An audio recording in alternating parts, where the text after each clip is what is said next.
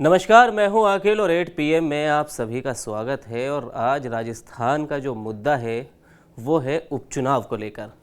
क्या है पूरा मुद्दा, इस चर्चा में सब कुछ उससे जुड़ी बातें सारी हम जानेंगे। लेकिन उससे पहले आपको थोड़ा सा इस उपचुनाव को लेकर जो पीछे की कहानी है, पर्दे के पीछे, वो बता देते हैं। देखिए, दरअसल राजस्थान में हाल ही में विधानसभा चुनाव हुए दिसंबर में, जिसके बाद बीजेपी की सरकार बनी और कांग्रेस के हाथों से सत्ता छिन गई। इसके फ़ौरन बाद कुछ लोकसभा चुनाव हुए, जिसमें बीजेपी को उम्मीद थी कि 25 में से शायद 1-2 ही सीटों का नुकसान होगा। लेकिन हुआ कितनों का? 11 लोकसभा सीटों पर बीजेपी को हार मिली। अब ये 11 सीटों की हार जो है वो बीजेपी प्रदेश अध्यक्ष हो या सीएम भजनलाल हो या बाकी के वरिष्ठ नेता हो, ये उनकी नाक का सवाल बना हुआ है कि आखिर ये हार क्यों हुई है, और इस पर समीक्षा लगातार की जा रही है। अब एक और जो चुनौती है वो राजस्थान बीजेपी के सामने आने वाली है, और वो है उपचुनाव के रूप में। दरअसल 11 सीटें जो बीजेपी हारी, वहाँ विपक्षी गठबंधन जीता है, यानी कांग्रेस गठबंधन के 11 सीटें जीती हैं। अब इसमें जो 11 में से 5 सांसद हैं वो पहले विधायक हुआ करते थे, आज उन्होंने शपथ भी ले ली है, और अब अगले 6 महीनों के अंदर इन 5 विधानसभा सीटों पर उपचुनाव होने। तो ये दोनों ही पार्टियों की नाक का सवाल बना हुआ है, चाहे वो कांग्रेस हो या कांग्रेस समर्थित उनके गठबंधन की पार्टियां हो या फिर बीजेपी हो, क्योंकि अब तक भजनलाल जी के सामने 2 बार चुनौती आई है। पहले बाईपोल हुए, जब वो सीएम बने उसके बाद बाईपोल हुए जिसमें बीजेपी की हार हुई, लोकसभा चुनाव में नुकसान हुआ, और अब ये तीसरी चुनौती उनके सामने खड़ी है। तो कहे कि दोनों ही पार्टियों के सामने चुनौती खड़ी है। लेकिन इस पर उनके प्रवक्ता या पार्टी की क्या सोच है, पहले हम आपको वो सुनाते हैं कि बीजेपी प्रवक्ता और कांग्रेस प्रवक्ता इस पर क्या कह रहे हैं, पार्टी इस पर क्या रणनीति फिलहाल बना रही है। देखिए, जो 5 सीटें रिक्त हुई हैं वो लोकसभा में हमारे इंडिया गठबंधन और कांग्रेस के जो हमारे नेता हैं उनके चुने जाने के पश्चात हुई हैं। तो अभी तैयारियां यहाँ पे प्रारंभ कर दी गई हैं। सभी 5 सीटों पर कांग्रेस के संगठन को सक्रिय किया गया है। 4 सदस्यीय हर विधानसभा क्षेत्र पे एक कमेटी बनाई है, जिसमें सांसद से लेकर के हमारे वरिष्ठ नेता शामिल हैं। और गठबंधन का फैसला जो है एआईसीसी स्तर पर होगा, लेकिन कांग्रेस पार्टी अपनी पूरी तैयारी रखे है। जो भी चुनाव लड़ेगा, हमारा संगठन सक्रियता के साथ चुनाव लड़ाने का कार्य करेगा, और तय बात है 5 सीट कांग्रेस या इंडिया गठबंधन ये जीत के आएगा। देखिए, भारतीय जनता पार्टी का संगठन हमेशा तैयार रहता है। आपने देखा होगा पूरे राजस्थान के अंदर माननीय प्रदेश अध्यक्ष सीपी जोशी जी के नेतृत्व में, चाहे वो बूथ से लेके मंडल हो, जिला हो, और पूरे प्रदेश की टीम पूरी तरीके से तैयारी के साथ में है। और रही बात जीत का दावे की, तो मैं कहना चाहूँगा कि जिस प्रकार से माननीय प्रदेश अध्यक्ष सीपी जोशी जी के नेतृत्व हमारा संगठन काम कर रहा है, और राजस्थान के अंदर माननीय भजनलाल जी मुख्यमंत्री के रूप में एक कार्यकर्ता के रूप में रहते हुए आज सरकार के अंदर काम कर रहे हैं, तो निश्चित रूप से ये जनता ने मानस बना रखा है कि जनता भारतीय जनता पार्टी के साथ है, युवा भारतीय जनता पार्टी साथ है, महिलाएं भारतीय जनता, किसान वर्ग हो, चाहे पूरी तरह, तो 5 की 5 जितने जो भी उपचुनाव होने वाले हैं, निश्चित रूप से भारतीय जनता पार्टी इसमें जीतेगी। लेकिन देखिए, भारतीय जनता पार्टी का जो संगठन है पूरी रणनीति बना चुका है। कार्यकर्ता हमारे सभी बूथों पर डटे हुए हैं। जिस प्रकार से आपने देखा होगा कि अगर मैं वोट प्रतिशत की बात करूं तो भारतीय जनता पार्टी को अधिक मत मिले हैं। कुछ सीटों पे जो सफलता नहीं मिली है, निश्चित रूप से जो कमियां रही है उसको हम पूरा कर रहे हैं, दूर कर रहे हैं, और पूरा संगठन और सरकार दोनों मिलकर इस चुनाव के अंदर काम करेंगे, और निश्चित रूप से 500 सीटें हम जीतेंगे। तो ये तो वो बात थी जो पार्टी लाइन इस वक्त फॉलो कर रही है। देखिए, किसी भी चुनाव से पहले सभी पार्टी के प्रवक्ता हो या नेता हो, वो यही कहते हैं कि हम सभी सीटों पर जीत हासिल करेंगे, लेकिन नतीजे क्या होते हैं वो आने वाला वक्त ही बताता है। अब फिलहाल जो ज़रूरी नेता है, देखिए आप स्क्रीन पर देख सकते हैं, ये 5 से 6 नेता ऐसे हैं जिन पर यह पूरा उपचुनाव निर्भर करता है। सबसे पहले बीजेपी की बात करते हैं, क्योंकि भजनलाल इस वक्त सीएम है, और मैंने अभी आपको इससे पहले भी बताया है कि भजनलाल के सामने तीसरी और बड़ी चुनौती है वसुंधरा राजे। क्योंकि वसुंधरा राजे का हाल ही में एक बयान सामने आया, काफ़ी लंबे समय बाद उन्होंने अपनी चुप्पी तोड़ी, और चुप्पी ऐसी तोड़ी है कि उसकी दिल्ली तक चर्चा की जा रही है। अब उसको कई मायने उसके निकाले जा रहे हैं। इसके अलावा अशोक गहलोत और सचिन पायलट अपने आप में एक अहम फैक्टर है। अब बाकी के 2 नेता जो यहाँ आपको नज़र आ रहे हैं डिस्प्ले पर आपकी, सबसे पहले हनुमान बेनीवाल जो कि नागौर से सांसद बने हैं और खींवसर से वो विधायक थे। इसके अलावा राजकुमार रोत, ये दोनों ही नेता बड़ी अहम भूमिका रखते हैं क्योंकि ये कांग्रेस गठबंधन के साथ या कांग्रेस के समर्थन के से ये इन्होंने जीत हासिल की है। हालांकि बेनीवाल कह रहे हैं कि उनकी वजह से कांग्रेस को कई सीटों पर जीत हासिल हुई है, तो वहीं रोत का भी इसी तरह का मानना है। खैर, अब इस पर चर्चा करने के लिए हमारे साथ पुष्कर सर मौजूद हैं हमेशा की तरह।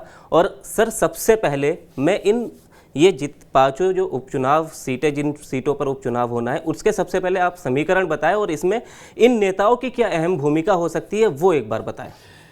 पहले तो जैसे आपने बताया कि 5 सीटों पर चुनाव होना है जी। 5 में जो 3 सीटें हैं कांग्रेस की, दौसा जी, देवियाल उनियारा सीट और झुंझुनू जी। झुंझुनू सीट ब्रजेंद्र ओला के सांसद चुने जाने से खाली हुई। हाँ जी। और वो परंपरागत सीट है, सीसराम ओला परिवार से आते हैं जी। और कांग्रेस वहां कंफर्टेबली वो सीट मजबूत मानी उनकी जा रही है। अब आ जाते हैं दौसा सीट। हाँ जी। दौसा सीट मुरारीलाल मीणा सांसद बन गए हैं। हाँ जी। और वो सीट पे जिसको सचिन पायलट कहेंगे, वो दौसा में अपनी पूरी हनक के साथ और धमक के साथ काम करते हैं। वहां भी आपने देख लिया जी। वही हाल जो टोंक सवाई माधोपुर के नए सांसद बनकर पहुंचे हैं कांग्रेस से, हरिश्चंद्र मीणा, वहां भी वो भी सचिन पायलट का गढ़ खास माने जाते हैं और गढ़ माना जाता है वो जी। देवियाला उनियारी सीट पर भी यही रहेगा जी। तो इन 3 सीट पे दरअसल कांग्रेस यहां पर इसलिए ज्यादा अभी समझौता करेगी नहीं, चाहे बेनीवाल हो चाहे राजकुमार रौत हो जी। ये तीनों सीट कांग्रेस अपने बुरे वक्त में भी जीतती रही है, जब कम नंबरों पे रही है या किसी भी हाल में रही। और ये सचिन के बड़े प्रभाव वाली सीटें, तीनों सीटें। तो सचिन इन तीनों सीटों पर तो कोई समझौता करने जाने से रहे। बिल्कुल। अब बची बाकी 2 सीटें जी। आरएलटीपी हनुमान बेनीवाल की खींवसर सीट। आप दोनों चुनाव उठा लीजिए, 19 से पहले भी वो 18 के विधानसभा में भी वो विधानसभा में थे। उसके बाद जब वो सांसद चुन लिए गए तब इस्तीफा देके खाली हुई, उनके भाई आरएलटीपी से पहुंचे। दरअसल इकलौती सीट राजकुमार रौत की भारतीय आदिवासी पार्टी है जो उस पर पेच है 84 पर बीजेपी भी कब्जा कर चुकी है पहले और कांग्रेस भी कर चुकी है।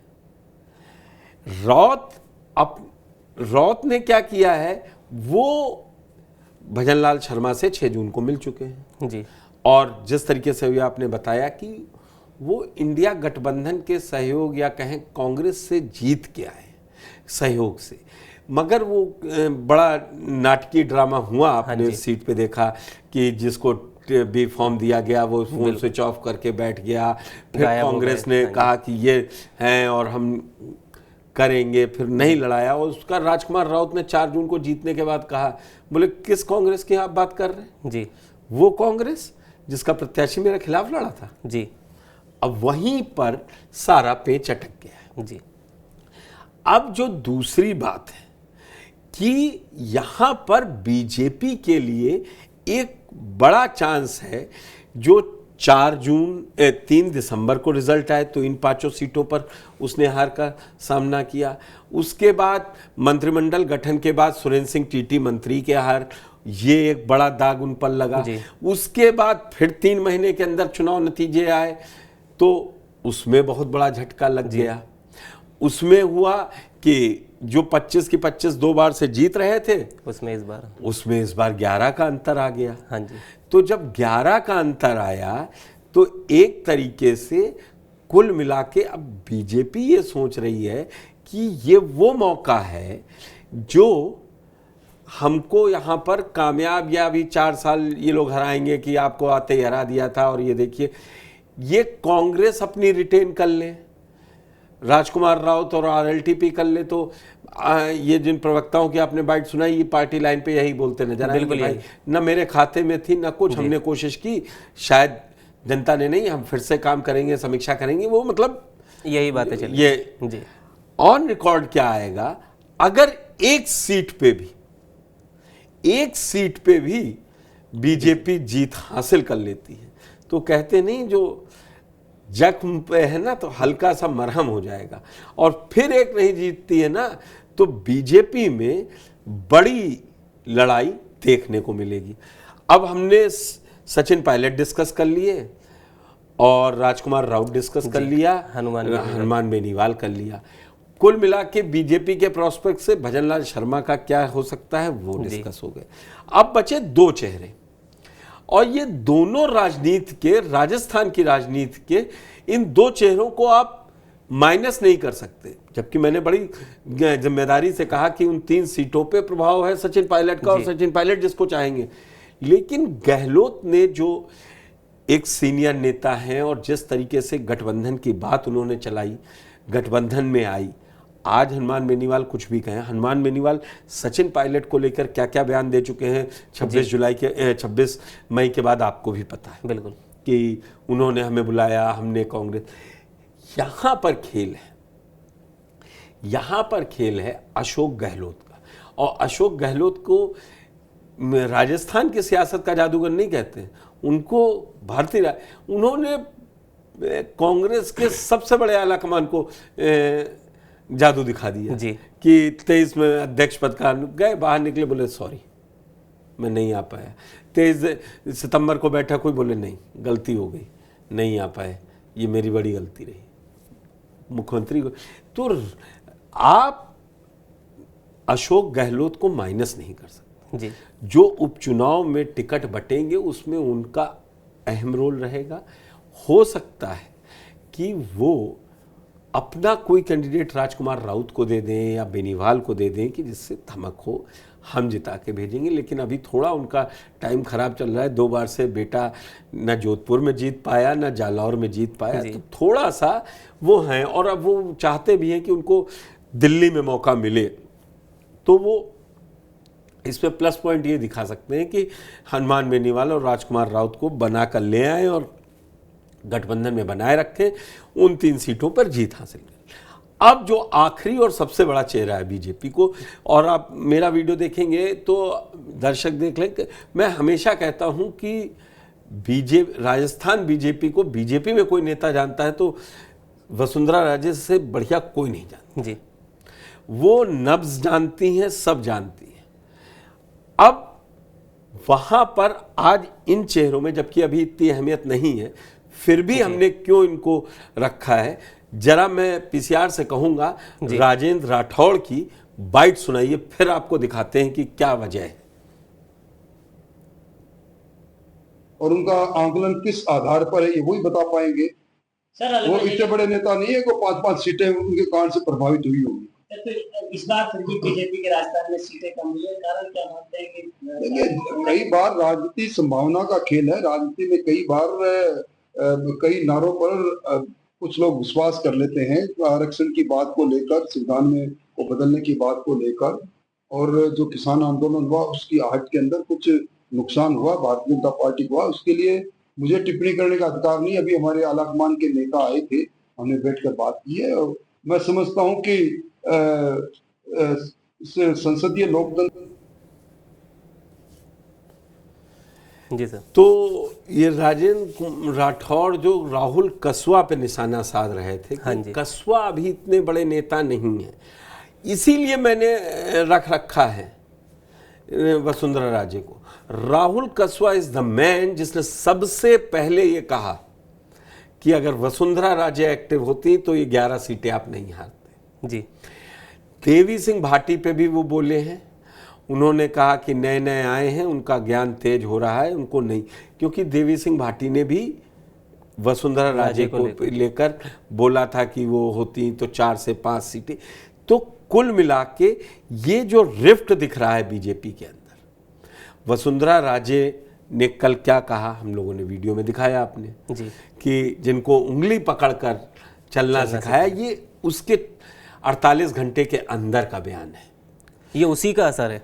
ये उसका असर है। ये 48 घंटे में किस तरीके से उन्होंने भी राजेंद्र राठौर का नाम नहीं लिया, उन्होंने वसुंधरा का नाम नहीं लिया और राहुल कसवा का नाम ले लिया। और उन्होंने बताया कि राहुल कसवा नहीं, ये तो पार्लियामेंट्री बोर्ड तय करता है, संसदीय दल, अगर राहुल कसवा या किसी और को दे देते तो वो आता। आप ये देखिए डबल अटैक हुआ है राहुल कसवा पे।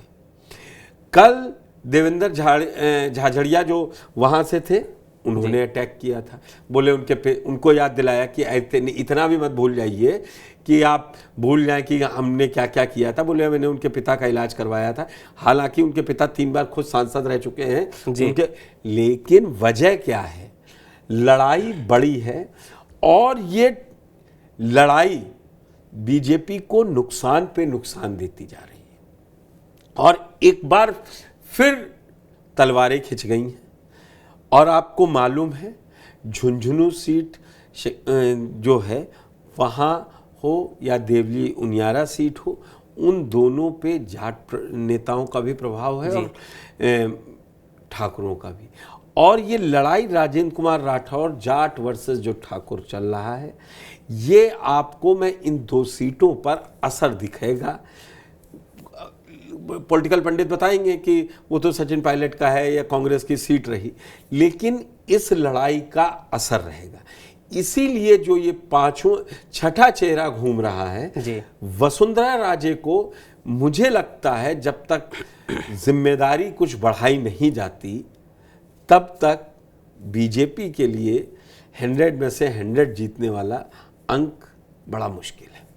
ये तो अभी आपने 5 सीटों के पुष्कर समीकरण बता दिए, लेकिन इसमें 2 चेहरे और हैं, उनकी भी हालांकि आप बात कर चुके हैं। लेकिन मैं आपसे ये कहना चाहता हूँ, देखिए राजकुमार रौत की सबसे पहले बात करते हैं। ये जिस जगह से लड़े, बांसवाड़ा डूंगरपुर सीट से, ये वहाँ से विधायक थे जहाँ से महेंद्रजीत सिंह मालवीय ने सबसे पहले बीजेपी ज्वाइन की, अगर लोकसभा चुनाव की बात की जाए। और उसके बाद ये एक हवा चली और काफ़ी कांग्रेसी नेता बीजेपी में शामिल हुए और कहा जा रहा था कि बड़ी टक्कर दे रहे, मजबूती से उभरेंगे और हो सकता है उन्हें मंत्री पद ही मिल जाए या ऐसा हो जाए। लेकिन वो ना तो खुद जीत पाए महेंद्रजीत सिंह मालवीय, और ना ही जो उनकी जो सीट खाली हुई थी वो अपने समर्थक नेता को जितवा पाए जो सीट। तो देखा जाए तो बीजेपी को नुकसान हुआ डबल। अब देखिए फिर महेंद्रजीत मालवीय को लाए हैं जी, तो फ्रेम में फिर वो चेहरा अशोक गहलोत आ जाएगा। हाँ जी, सबसे करीबी उन्हीं के थे जी। और फिर आपको वो बयान याद करना पड़ेगा कि जब उनसे पूछा गया क्या वापसी हो सकती है, जो नेता चुनाव के समय छोड़, बोले वो उनके ऊपर जब कोई एक्शन नहीं हुआ तो इनकी क्या बात करें। बिल्कुल, जो निकम्मे थे, जो गद्दार थे। तो दोनों पार्टियों में जो आप रिफ्ट की बात कर रहे हैं वो बराबर से है जी। इसीलिए आपकी चुनाव में नतीजे एक तरफा नहीं आए, 71 पे वो भी लड़ रहे हैं जी, इसी वजह से। ठीक है, आपने ये दोनों ही बातों में क्लियर कर दिया। हालांकि मैं हनुमान बेनीवाल को भी कुछ लेकर इस तरह का सवाल कहना चाह रहा था। नहीं सर, वो इसी में क्लियर हो गया कि दोनों ही पार्टियों के लिए चुनौती जो है वो बड़ी कड़ी है। लेकिन अब एक चीज़ ये देखने वाली है, बीजेपी के पास जो एक एडवांटेज आप इसे कह सकते हैं, जो कि लोकसभा में कांग्रेस के पास था, कि 2 बार से 25 की 25 लोकसभा सीटें बिल्कुल बीजेपी जीत रही थी। हाँ, कांग्रेस के हाथ खाली थे। दूसरा एक हनुमान बेनीवाल इधर है। जी, हाँ कह सकते हैं। लेकिन कहा यही जाएगा कि सब कुछ बीजेपी के पास था और कांग्रेस के हाथ खाली थे। लेकिन इस बार कांग्रेस के पास सब कुछ है। 5 की 5 उपचुनावों में अगर बात करें तो ये इनकी थी और बीजेपी के हाथ। मैंने आपको राजकुमार राउत वाली कड़ी बताई जी। थी। राजकुमार राउत ने जो भजनलाल शर्मा से मुलाकात की है, उसके बाद क्या आस लगे कि वो केंद्र में, कल बड़ी बात है जब कल स्पीकर का चुनाव है तो ये देखने वाली बात होगी हनुमान बेनीवाल और राजकुमार राउत कहाँ खड़े थे, के सुरेश को वोट दे रहे हैं या इंडिया गठबंधन के प्रत्याशी या ओम बिरला जी को इस बात पर वोट देंगे कि हमारे राजस्थान से चुन के स्पीकर पहुंच रहा है तो मैं ये दूंगा।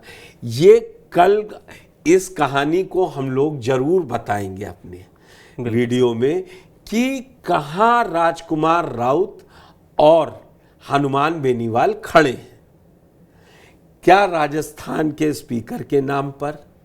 मैं आपको बता दूं, एक समय महाराष्ट्र में शिवसेना और बीजेपी पक्के दोस्त थे। हाँ जी। लेकिन 2 बार राष्ट्रपति का चुनाव पड़ा, एक प्रतिभा पाटिल का और दूसरा प्रणब मुखर्जी का। उन्होंने दोनों बार, पहली बार कहा कि प्रतिभा ताई पाटिल हमारे महाराष्ट्र से हैं, वहाँ से जाएंगी। फिर बोले कि उद्धव ठाकरे ने बयान दिया था कि बाला साहब ठाकरे के साथ प्रणब मुखर्जी के बड़े अच्छे संबंध हुआ करते थे, और आप सोच लीजिए उस दोस्ती में इन्होंने छोड़ दिया था जब फुल फ्लेजेड था। तो चक्कर ये होता है, इसीलिए हम आज अपने दर्शकों को उस वीडियो आज एक टीजर समझ लीजिए, इस उपचुनाव की बाजी का भी कुछ चेंज आएगा कि कल ही तय हो जाएगा कि एकजुट रख पा रहे हैं इंडिया गठबंधन अपने आप को या नहीं रख पा रहे हैं। क्योंकि बेनीवाल से जब बोले हमको बुलाया नहीं जा रहा है, बात नहीं हो रही, फिर खड़गे जी से बात हुई तो बोले कि नहीं बात हो गई और दिल्ली में हम साथ दे रहे हैं। कल पहला टेस्ट है, अगर वोटिंग हुई या हनुमान बेनीवाल या राजकुमार राउत ये बोल देते हैं कि हम तो ओम बिरला के साथ हैं क्योंकि वो राजस्थान से आते हैं, तो ये एक बड़ा झटका कम से कम इंडिया, और जिस एडवांटेज की और उसका बात कर रहे हैं चुनौती, उसकी कहानी का सिरा कल खुल जाएगा। थोड़ा सा बहुत खुलेगा, बहुत खुलेगा। लेकिन एक और बात बता देते हैं, राज्य की राजनीति में राजकुमार राउत इस समय बीजेपी सरकार पर हमलावर हैं, जो एक शिक्षा मंत्री मदन दिलावर के बयान था। तो वो सब कड़ियां कल खुलेंगी और यहां से एक नई राजनीति कल देखने को मिलेगी, और फिर हम लोग आगे अपने दर्शकों को बताएंगे कि कैसे सियासत अभी आगे और बढ़ेगी। चलिए, लेकिन आखिरी में आपसे एक इसी कड़ी को एक बार और जानना चाहें, क्योंकि ये जो मदन दिलावर वाली कड़ी है पुष्कर सर, ये बहुत पिछले 3 दिन से, कहा जाए 3 से 4 दिन से हम भी लगातार इस पर स्टोरी कर रहे हैं, तो वो कहीं ना कहीं थमने का नाम नहीं ले रही। हालांकि मदन दिलावर उस पर यू टर्न ले चुके हैं और वो उसको बता चुके हैं, पर उन्होंने अपने अस्मिता से जोड़ लिया है आदिवासी। पर मेरा कहना यह है कि राजकुमार राउत जिस तरह आप कह रहे हैं कि वो अहम है, तो और वो इस तरह अटैक भी कर रहे हैं, तो क्या वो बीजेपी से जुड़ पाएंगे? कहेंगे नहीं, वो ये, इसीलिए मैंने दर्शकों और आपके लिए पहले ही बोल दिया, वो ये कहेंगे कि ओम बिरला राजस्थान से आते हैं, और मैंने आपको प्रतिभा पाटिल का एग्जांपल दे दिया। वो कह रहे, वो साफ कहेंगे कि एक वोट से हार जीत का नहीं, मैं क्यों जब अपने लोगों के बीच में जाऊं कहें ये तो राजस्थान के ही आदमी को गिरा रहे थे। ये जो होता है ना कि हम क्षेत्र के लिए दे आए या संबंधों में दे आए, इसके पीछे की कहानी और होती है, वो जब कल क्लियर होगी तब फिर आपको बताऊंगा इसी पे। तो चलिए, फिलहाल हमें कल का इंतज़ार करना पड़ेगा। कल के बाद कई कड़ियाँ खुलेंगी और वो हम आपको यहीं इसी शो में बताएंगे। फिलहाल के लिए हमें दीजिए इजाज़त। शुक्रिया।